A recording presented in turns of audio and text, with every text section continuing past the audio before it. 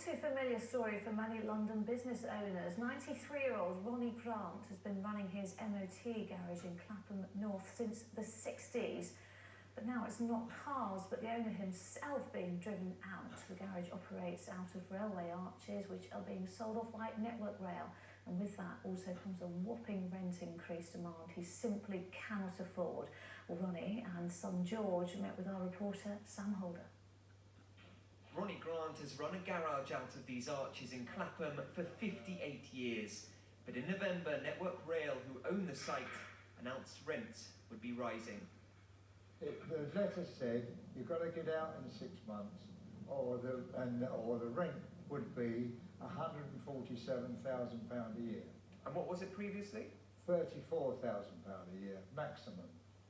I mean, what was your reaction when you saw that? Well, devastated. Devastated.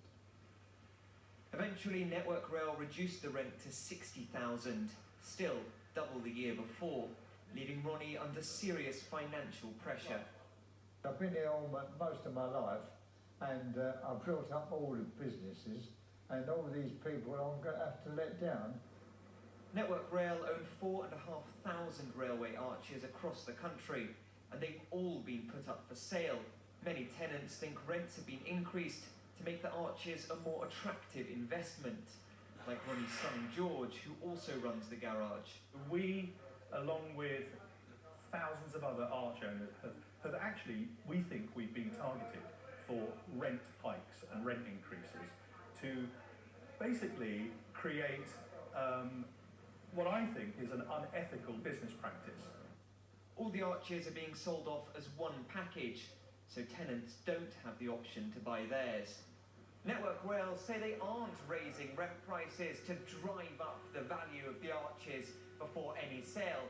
They say that rent reviews are part of any normal commercial property agreement and that any increase reflects the current market.